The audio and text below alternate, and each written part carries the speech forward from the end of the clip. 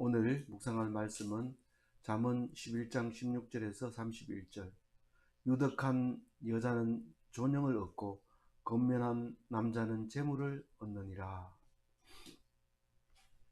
오늘은 솔로몬의 잠언 1집, 오늘 다 하고 나면 63절의 이 절이 있습니다. 이 솔로몬의 잠언 1집은 10장부터 22장까지가 솔로몬의 잠언 1집에 해당됩니다. 두 달 내내 우리가 잠언만 묵상할 텐데, 똑같은 착한 사람, 나쁜 사람, 선한 사람, 악한 사람, 인자한 사람, 잔인한 사람, 계속 이렇게 두 개를 대조적으로 이렇게 이야기해 나가고 있습니다. 왜 그렇게 할까요? 우리는 착한 사람이 누군지 몰라서 그럴까요? 악한 사람이 누군지 몰라서 그럴까요? 우리는 이것도 아니고 저것도 아니고 오직 말씀을 붙잡고 있는 사람만 하나님 앞에서 인자가 되고 의인이 되고 악인이 되지 않는다. 그래서 말씀 붙잡고 있는 동안만 의인이 되고 놓으면 악인이 되고, 그렇게 되기 때문에 늘 붙잡게 하기 위해서 말씀을 주는데, 사실 똑같은 말이라도 전혀 엉뚱한 말이라는 것을 알게 됩니다. 그래서 선이냐 악이냐 나쁘냐 좋으냐 이 얘기만 생각하는 사람은 사실 읽은 게 별로 없어요. 착한 사람, 하나님의 안 떠나는 사람. 근데 하나님 안 떠날라니 너무 힘들다, 똑같은 말 자꾸 하고 답답한데, 이런데 그게 아니고 꼭 씹어보면 그 속에서 나는 것이 우리의 생활을 바꾸게 하고 변화를 줍니다. 뭔가 다릅니다. 말 한마디를 해도 자문을 딱 얘기하고, 어떤 사람은 엄담패설 할 때 자문을 딱 얘기하면 썰렁하죠. 그래가지고 같이 안 놀지만, 그래도 살아남는 사람은 자문을 외우고 있는 사람, 말하고 있는 사람, 그 사람이 살아남는다. 그리고 지혜로운 사람이 된다. 어디도 무시하지 못한다. 남들이 여기서 16절에 존영을 얻고 이랬잖아요. 존영이 얻는다는 게 이게 칭송을 받고, 자문을 가지고 있으면 칭송을 받는 거예요. 칭찬받는 거예요. 근데 유덕한 여자가 뭐예요? 덕이 있는 여자. 믿음의 덕. 예.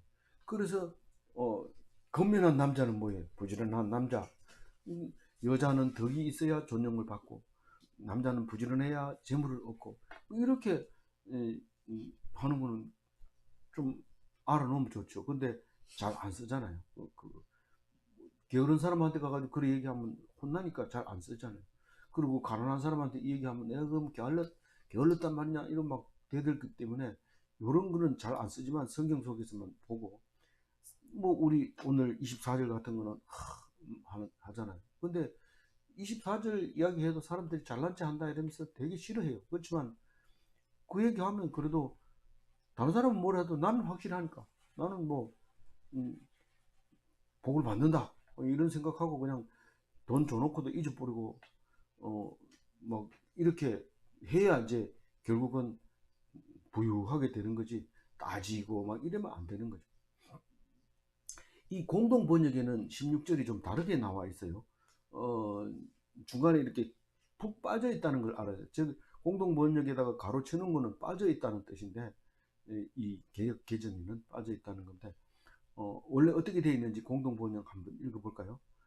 어진 여인은 칭송을 받지만 바른 일 싫어하는 여인은 건방석에 앉아 욕먹는다. 게으른 사람은 떡그릇 옆에서 굶어 죽지만 부지런한 사람은 부자가 되게 마련이다. 이게 지금 어려운 말이 아니기 때문에 이 솔로몬의 잠언 중에서 긴 거는 빼가지고 다른 거하고 모양을 비슷하게 해야지 이게 완전한 책인 것처럼 보입니다. 하나는 어떤 건 길고 어떤 건 짧고 이러면 헷갈리니까, 그래서 이거를 정리를 하다 보니까 이렇게 된 것 같아요. 어쨌든 그 괄호 안에 있는 거 쏙 빼고 대조적으로 했는데, 근데 이게 더 쉽게 공동 번역은 칭송받는 것과 욕먹는 거, 게으른 사람과 부지런한 사람, 이 두 가지를 넣어가지고 한 절에 넣었는데, 이 원본을 빼면서 절을 한 개로 바뀌어버린 거죠. 사실 원래 이 두 절이 나와야 되는 건데 한 절로 합치면서 이게 빼버리니까 한 절로 돼버린 거죠. 그러니까 누가 칭송을 받아요? 어진 여인. 누가 욕을 먹어요? 바른 일을 다른 일 싫어하는 여인이 그런 거. 금방석에 앉아 있어. 그러니까 칭송을 받는 사람은 금방석에 앉아 있어요. 밖에 나가 있어요. 밖에 나가 있는. 접시를 깨고 이러면은 미움 받는 거 같이 보이지만 그 칭송을 받고 아무도 안 하고 들어앉아 있으면 바른 일이 잘 안 나옵니다. 보통 우리 여인천하 드라마 보면은 금박성에 앉은 사람이 전부 문제를 일으키죠. 문제를 일으키는다는 뜻이 뭐예요? 바른 일을 싫어한다는 거예요. 왜 그 사람이 좋은 뜻이 아닙니까? 뜻은 좋지만 바른 일이라고 하는 것은 하나님 편에서 있는 걸 바른 일이라고 하지, 자기 뜻이 아무리 좋아도 그건 바른 일이 아니죠. 그러면 바른 일은 무슨 뜻입니까? 나쁜 짓을 하면서도 자기는 옳다고 생각하고 있는 거죠. 그 사람들은. 근데 진짜로 칭송받는 여인은 그냥 하나님 말씀대로 이렇게 따라가는 게 어진, 다시 말해서 덕 있는 그런 사람이라는 거죠. 그 게으른 사람과 부지런한 사람, 이 두 가지가 있는데, 게으른 사람은 뭐 그게 어디서 나온 말인지 모르지만 게으른 사람은 입에 밥풀이 옆에 붙어 있는데 그걸 뜯어먹기 싫어가지고 굶어 죽는 사람이 있다고 우리가 그때 들었는데, 그거 어디서 나온 말인지 몰라요. 어쨌든 그게 밥을 옆에 붙여놓고도 굶어 죽는 사람이 있는데, 이 부지런한 사람은 당연히 부자가 되죠. 그 얘기를 지금 16절에 하고 있습니다. 17절 읽어볼까요? 인자한 자는 자기 영혼을 이롭게 하고 잔인한 자는 자기 몸을 해롭게 하느니라. 그러니까 인자는 뭐 사람 인자가 아니고 그 헤세드를 말하는 건데, 헤세드를 행하는 자, 인자, 헤세드는 어느 나라 말? 히브리어. 만약에 헬라어를 쓴다면은 아카페라고 써야 될 거예요. 그러니까 무조건적인 사랑, 아주 피동적인 사랑, 절대적인 사랑 할 때 아가페. 인자도 마찬가지 헤세드인데, 헤세드는 끝없는 사랑, 하나님의 끝없는 사랑이 헤세드다. 이런데 우리가 하나님의 모양을 닮아서 이렇게 헤세드를 할 수 있는 거죠. 그래서 인자한 자는 자기 영혼을 이롭게 하고 잔인한 자는 자기 몸을 해롭게 하느니라. 남을 잔인하게 하면 자기 몸도 그렇게 잔인하게 해치게 되는데, 공동 번역에는 남을 사랑하면 제가 사랑받고 남이 잡으면 제가 잡힌다 이렇게 해놨어요. 그래서 뭐 여기서 잡는다는 것은 뭐 가지 못하도록 꼭 붙잡는다는 말도 되지만 죽인다는 거죠. 남을 죽이면 이도 죽는다 이런 말이죠. 남에게 맞아 죽는다. 그러면 예수님은 사람들한테 맞아 죽었는데 무슨 나쁜 짓을 했습니까? 그게 아니라 안 죽였는데도 죽이는 것은 엄청나게 우리하고 다른 거죠. 우리 잠언에 있는 내용이 아니죠. 그래도 예수님을 죽일 때는 어떻게 했어요? 이스라엘 한 백성을 위해서 한 사람이 죽으면 죽어야 하리라 이렇게 할 때 예수님이 한 백성을 위해서 죽게 되죠. 그게 하나님 백성을 위해서 죽게 되는데, 말은 어디를 가더라도 말씀하시고 누구의 이유를 통해서라도 말씀하시고 이루신다 하는 것을 우리는 성경을 통해서 잘 알고 있는 사실이죠.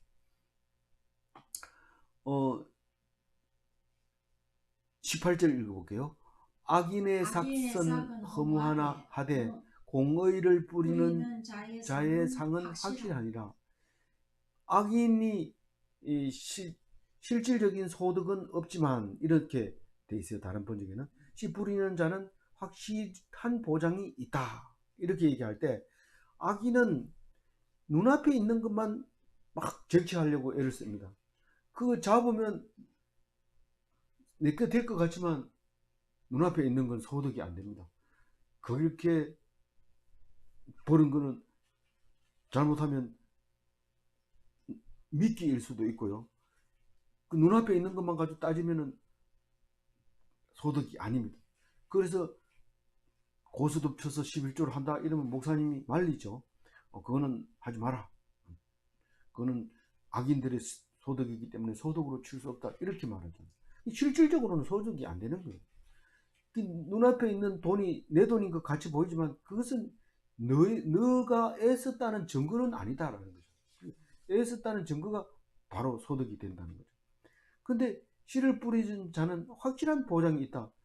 씨를 뿌리면 당연히 거기서 열매가 맺을 테니까 시간이 지나면 안 달릴 수 있지요. 꼭 그런 건 아니지만 안 달릴 수는 있지만 그러나 그것은 열매를 맺을 것이다 라는 건데 안 맺으면 어떡할 건데 우리 믿음으로 하는 거죠. 믿음으로.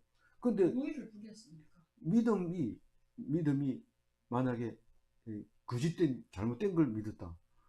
그럼 그 사람은 믿었는데 안 되던데요. 이렇게 얘기했을 때 그 믿음이 하나님 편에 서서 보느냐 믿어지느냐 하나님 편이 아니냐에 따라서 완전히 달라지는 거죠. 그러니까 우리는 믿음 하지만 사실은 하나님 편에 섰느냐 안 섰느냐 그게 중요한 거지. 막 주장하고 자랑한다 할지라도 방향이 틀리면 안 되는 거죠. 20절 읽어봅니다. 19절 해야 되나요? 19절 공의를 굳게 지키는 자는 생명에 이르고 악을 따르는 자는 사망에 이르니라. 이 19절은 공의는 째닥합니다. 이 공의를 지키면 그것은 생명에 이르는데 나중에 보면 영생에 이르게 되죠. 영생에 생명이 영생으로 되고 이제 구원으로 되고 그런 거죠. 아무리 악해도 영생을 얻느냐? 그렇다.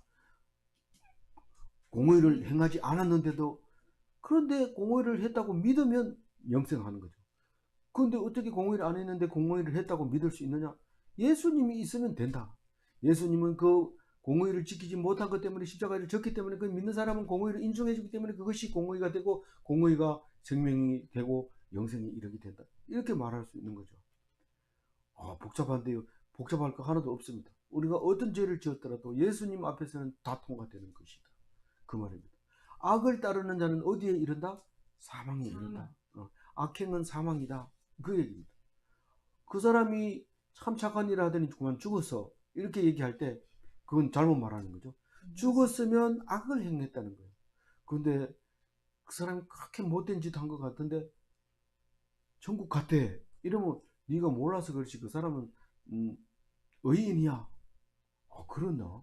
우리가 죽여주지 말아야 될 사람을 죽인 거가 맞다. 그렇게 성경은 거꾸로 이렇게 할 수 있도록 항상 법을 만들어 놨기 때문에 성경을 많이 읽는 사람과 그렇지 않은 사람과 딱 얘기하는 거 보면 다릅니다. 답을 반대로 얘기하니까요. 근데 안 읽어본 사람하고 한테는 이 아이디어가 잘 안 나오지만 이 성경 말씀을 자꾸 읽은 사람은 이거는 뒤집어야 된다. 하나님 지금 뒤집으라고 하는 거다. 딱 뒤집어 보면 상황이 달라집니다. 그래서 성경 말씀 꼭 붙잡고 뭐예요? 재앙을 갖다가 축복으로 바꾸는 기술을 가져야 돼요. 축복으로 바꾸는 기술. 무슨 기술? 특별 은총으로 바꿔버리는 기술을 가지고 있어요. 그게 기술자. 예수님은 기술자 예수님. 또 능력으로 바꾸는 기술. 혹은 또 우리 지혜가 뭘로 했어요? 천지를 창조하는 기술자. 그걸로 됐다고 우리 잠언서에 읽어봤잖아요.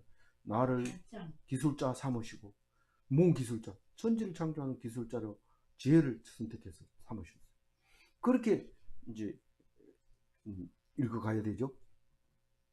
20절 읽어야 돼요. 예. 마음이 굽은 자는 여호와께 미움을 받아도 행위가 온전한 자는 그의 기뻐하심을 받느니라. 마음이 굽은 자는 여호와가 미워한다. 내가 삐딱한 말을 해도 삐뚤어진 말을 해도 하나님 안 미워하던데 그렇게 말할 때 어떻게 얘기해야 돼요? 그건 우리가 알 수 없지만 네가 삐딱한 말을 했는지 아닌지 그거는 나는 모르겠고 하나님이 안 미워하면 너는 그 말한 게 굽은 말이 아니다. 네 있는 말을 했는 거고 하나님 하신 말이다. 이렇게 하지만 행위가 온전한 자는 그의 기뻐하심을 받느니라. 하나님이 기뻐하면 그 행위를 하나님이 옳게 받아준다는 거죠. 그 다윗의 기도를 보면 우리가 기도 안 차죠. 무슨 말이냐면 그렇게 나쁜 짓을 해놓고도 하나님 내 이 싸움에서 이기게 해주셔서 감사합니다. 나를 옳게 여기시고 이렇게 얘기하는 거예요. 너를 하나님이 옳게 여기는지 어떻게 알아? 내가 이 전쟁에서 이기는 거 보면 알지. 하나님 나를 기쁘게 하시는 게 확실해. 근데 지혜서 잠언서를 잘 읽어보면 지혜가 어떤 거라 했어요? 지혜가 기뻐하는 게 지혜라는 거. 즐거워하는 게 지혜라는 게 딴 게 지혜가 아니고. 그러니까 이게 거꾸로 이게 지혜가 있는 사람은 기뻐하고 이게 아니라 기뻐하는 그 자체가 지혜라는 거예요. 그러니까 막 남들은 막 울고 통곡하고 막 불안해할 때 기뻐하면 이게 지혜라는 거예요. 아우, 나는 남들이 기뻐할 때 희죽희죽 웃는 사람 보면 참 설계 빠진 것 같고 미친 것 같더라. 이런. 그 사람이 볼 때는 그렇지만은 기뻐하는 게 지혜죠. 아무나 기뻐할 수 있을 것 같지만 안 그렇습니다. 아무나 기뻐하지 못하죠. 그런데 말씀은 그래 합니다.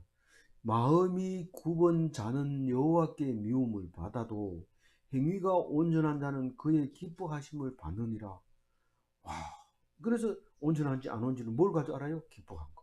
마음이 굽은 자는 기뻐할 수가 없죠. 마음이 굽은 자는 여호와께서 미워하는지 이뻐하는지 어떻게 알아요? 그것은 하나님의 속성이기 때문에 그래요. 속성이 뭡니까?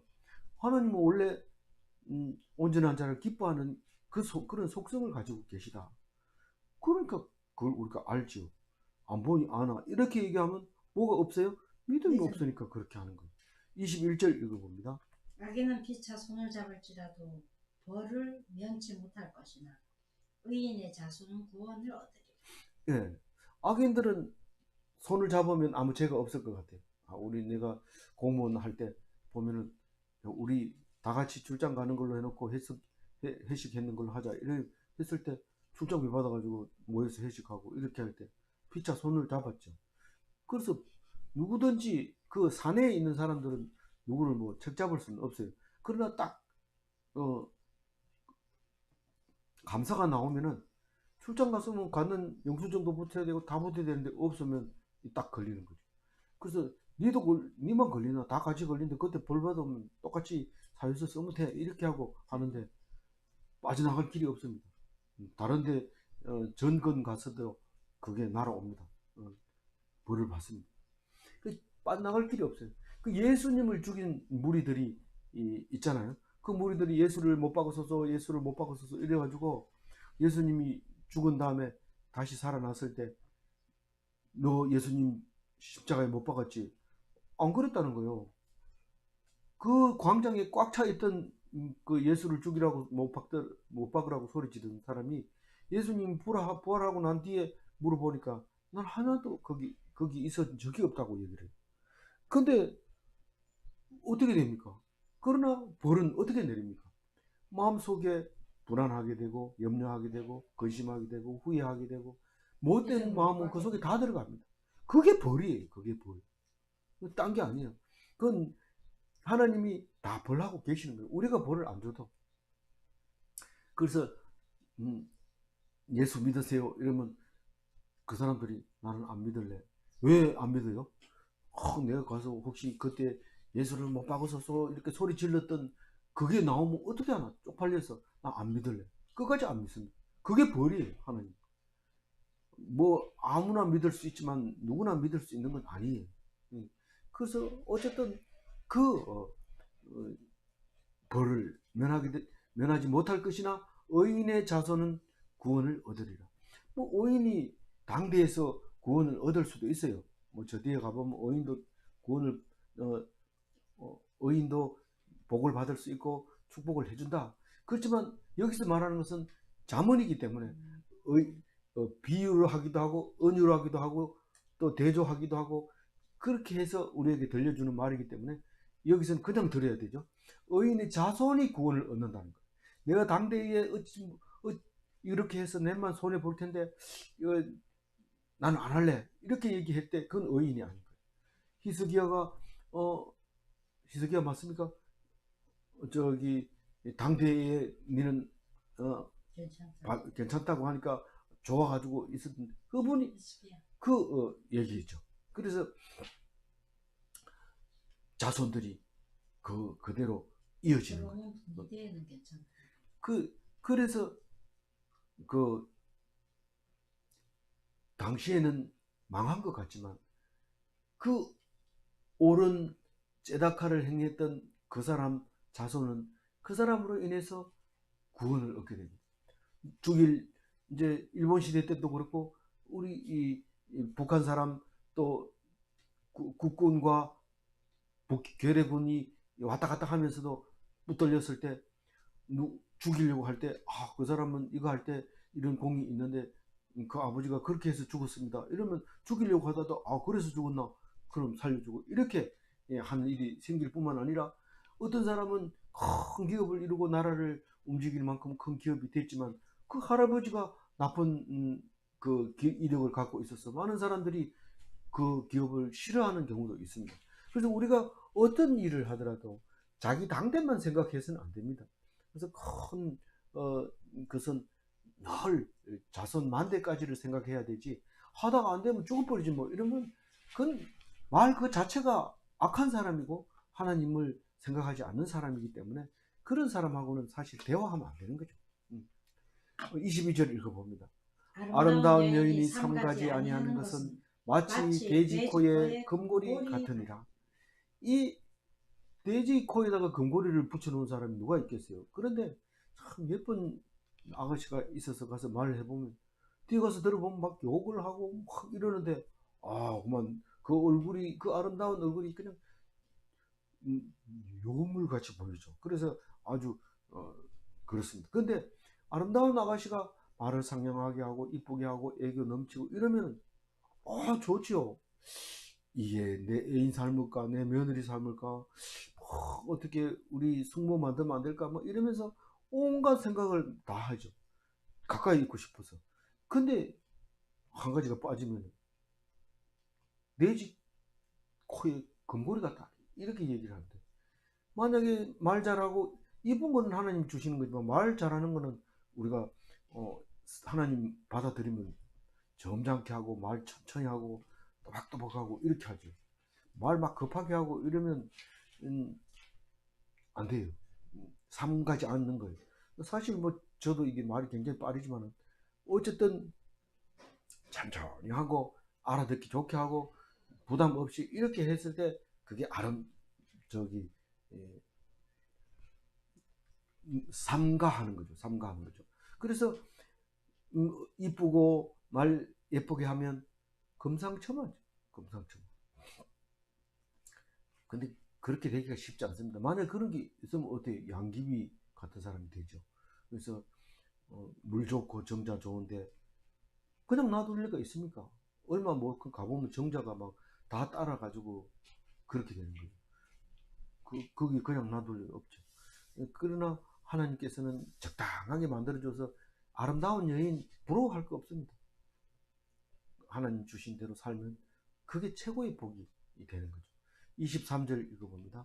의인의 소원은 오직 선하나 악인의 소망은 진노를 이루느니라. 의인의 소원은 선한 건 불이죠. 선하니까 의인이죠. 악인의 기대는 진노뿐이다. 악인이 기대하는 것은 저거 하면 좋겠다. 높은 사람이 되면 좋겠다는 높이 올라가면 그걸로 나쁜 짓을 하는 거죠. 그러니까 악인의 기대는 나쁜 짓을 해서 결국은 진노를 얻게 되는 그런 게 있는데 그 의인의 소원은 죽지 않는 소원, 영원히 사는 것을 소원하는 거죠. 뭐 세상에 있는 걸 소원하는 게 아니고 이 세상에 썩을 것을 가지고 썩지 않을 것을 소원하는 것이 의인이죠. 그래서 23절 말씀을 한번 읽고 다시 넘어갑니다. 의인의 소원은 오직 선하나 악인의 소망은 진노를 이루느니라. 24절 읽어봅니다. 헛구제하여도 더욱 구하게 되는 일이 있나니 과도히 아껴도 가난하게 될 뿐이니라. 이게 말이 바뀌어가지고 헛구제하여도 예, 그렇죠. 과다히 아껴도 남는 게 없다. 예, 그게 이제 개혁 한글이었는데 이제 개혁 개정 시대에 도래해서 과거의 실력이 이제 나타나지 못하게 되는데 어쨌든 잘 외우고 있는 그죠. 그래서 부하게 되는 일이 있나니 이랬어요. 막 이렇게 생기기만 하면 막 나눠주는 사람이 있나니 그렇지만 안 부자가 되는 수도 있습니다. 여기 24절을 읽어보면 그리고 가다의 아까도 가난하게 될 뿐이다. 미국으로 가신 목사님 사모님 한 분이 나는 돈이 한 푼도 없지만 온 세상에 있는 돈은 다 내 돈이다 이렇게 말한 적이 있는데, 그분 말씀이 있으면 성경비를 보내면 다 가난한 사람 흩어주고 항상 비어 있지만, 근데 어디 가든지 아침을 주는 사람이 있고 또 먹이를 때를 따라서 먹을 것을 주는데 당당하게 먹는 거죠. 당당하게. 그게 이제 그 부하게 해주는 하나님의 양식을 먹기 때문에 그런 거죠. 어떤 사람은 얼마나 아끼는지 이쑤시개 가지고 몇 년을 썼다 이런 얘기하는데, 지저분한 생각이 들죠. 근데 부자가 될 수 없습니다. 당신 재산이 뭐냐 이쑤시개 이러면은 부자를 하겠어요? 그럼 과도하게 아끼면 고수준밖에 안 되는 거. 그래서 전도서에 보면 11장 1절 우리 잘 아는 거잖아요. 한번 읽어볼까요? 너는 내 떡을 물 위에 던져라 여러 날 후에 도로 찾으리라. 뭐 이걸 다르게 번역하는 사람도 있지만 물을 강물에 던져라 훗날에 도로 찾으리라. 예, 이 떡이라고 하는 것은 밥을 말하는 거죠. 이 먹는 밥을 물 위에 던지라는 얘기는 저기 물 위에 얹어가지고 말아서 찬물에 밥 말아 먹으라 이런 뜻이 아니고, 흐르는 물에 그냥 던져서 버리는 거예요. 버리라는 거예요. 던져 버리라. 그러면 여러 날 후에 도로 찾으리라. 하루만 지나면 썩어버리고 물고기들이 먹어버리고 치우는데 어떻게 여러 날 후에 도로 찾느냐. 여러 가지 생각을 많이 했죠. 우리가 2020년도 연변에 있을 때 처음 헌금 시간에 설교를 들은 건데, 2002년 그때 가서 도로 찾게 된다는 것은 무엇이냐, 하나님이 하신다는 거예요. 네가 하나님을 의지하고 네가 먹는 것을 아끼지 아니하고 던지면, 누가 먹을지 모르지만 던지면 그것은 반드시 복이 되어 돌아온다, 그런 말입니다. 전도서 말씀인데 뭐 학자들은 좀 난해일지 모르지만 은혜 받는 사람에게는 그게 그냥 은혜가 되는 거예요. 뭐 설명은 못해도 그렇게 우리에게 기억되는 말씀입니다. 25절 읽어봅니다. 구제를 좋아하는 자는 풍족하여질 것이요 남을 윤택하게 하는 자는 자기도 윤택하여지리라. 예, 뭐 24절이나 25절이나 같은 말이지만 자꾸 남을 풍성하게 해주면 자기도 풍성해지고 마음도 따뜻해지고, 남을 윤택하게 하면 자기도 윤택해진다. 이게 좋은 마음을 가지는 거죠. 남에게 잘해주면 마음이 풍성해지고 기뻐지는 거죠. 26절 읽어봅니다. 곡식을 내놓지 아니하는 자는 백성에게 저주를 받을 것이나 파는 자는 그의 머리에 복이 임하리라. 이걸 26절을 읽어보면 매전매석이 생각이 나죠. 많은 사람들이 물건을 갖다 놓고 재어놓고 비싸지면 조금씩 갖다 파는데 그건 저주를 받는 거죠. 사실 국보로 다스려도 엄청 받을 벌이 크죠. 그런데 뭐 다른 의미로 말할 수도 있어요. 뭐 달세 목적으로, 그리고 또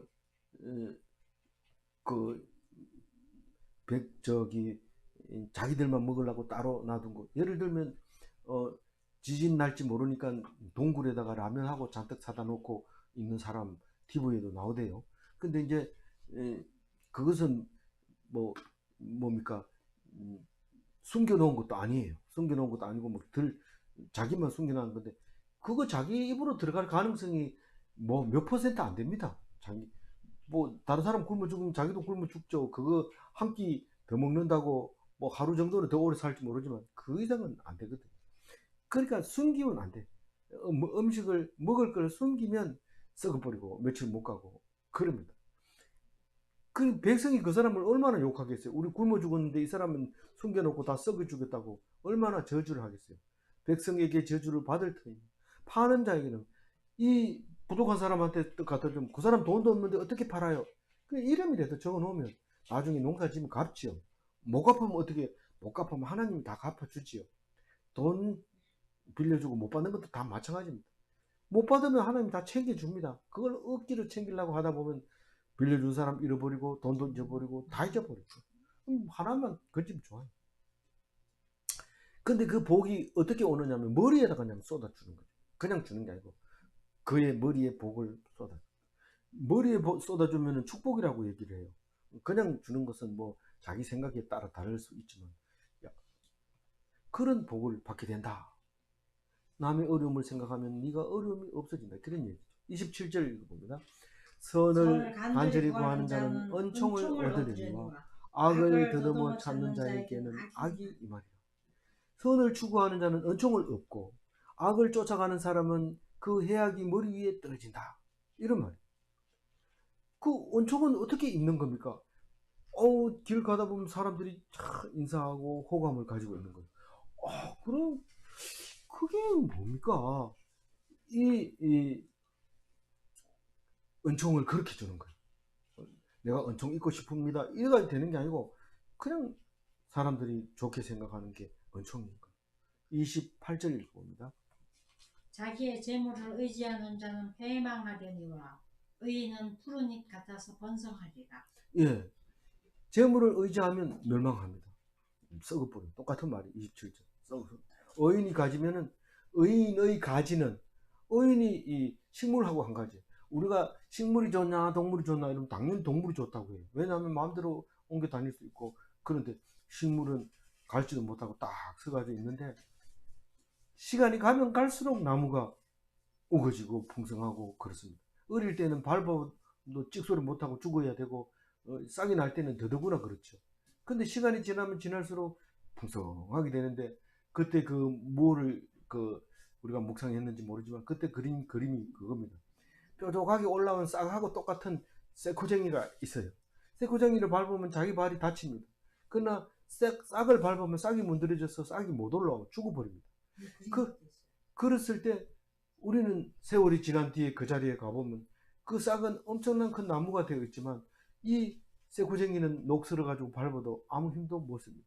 우리 생각에는 쇠가 이 싹보다 강한 것 같지만 씨앗이 중요하지 지금 칼이 중요한 게 아니다 라는 것을 우리가 말할 수 있죠. 그래서 잎사귀가 풍성한 것은 오래 사는데 동물은 오래 살아봐야 뭐 몇백 년 사는 동물은 없어요. 거북이가 오래 사는데도. 근데 나무는 뭐 수천 년 된 나무가 있거든. 예.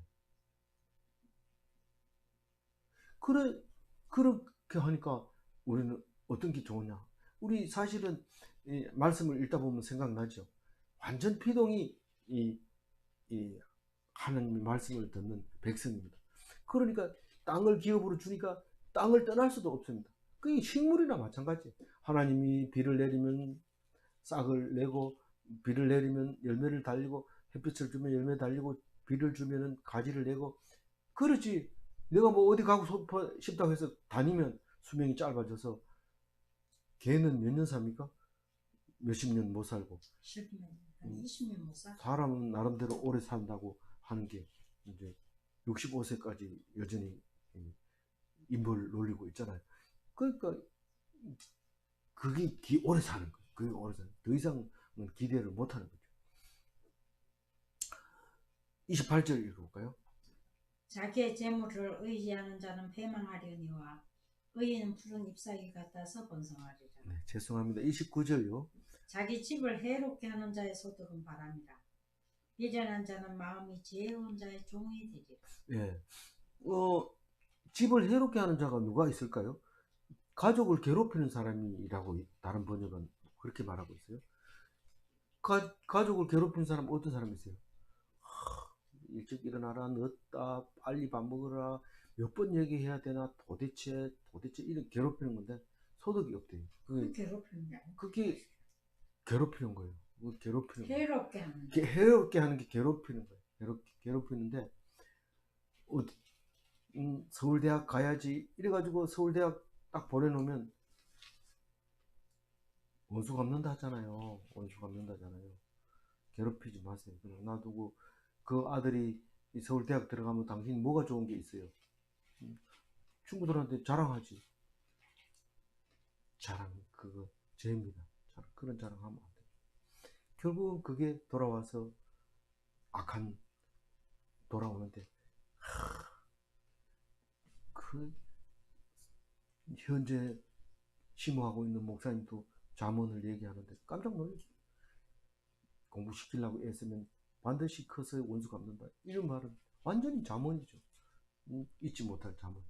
그런 말씀 참 함부로 하는 게 아니라 오래 묵상해야 그런 말씀이 나오죠.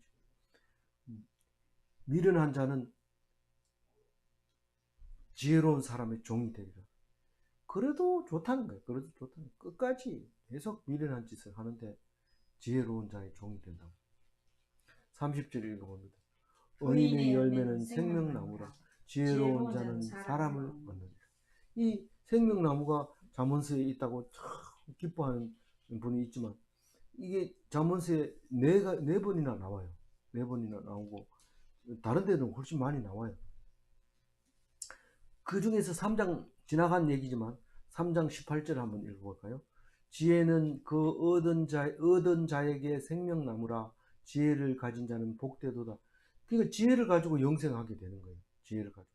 13장 아직 묵상 안 했지만 13장 12절 한번 읽어봅니다. 소망이 더디 이루어지면 그것이 마음을 상하게 하거니와 소원이 이루어지는 것은 곧 생명나무니라.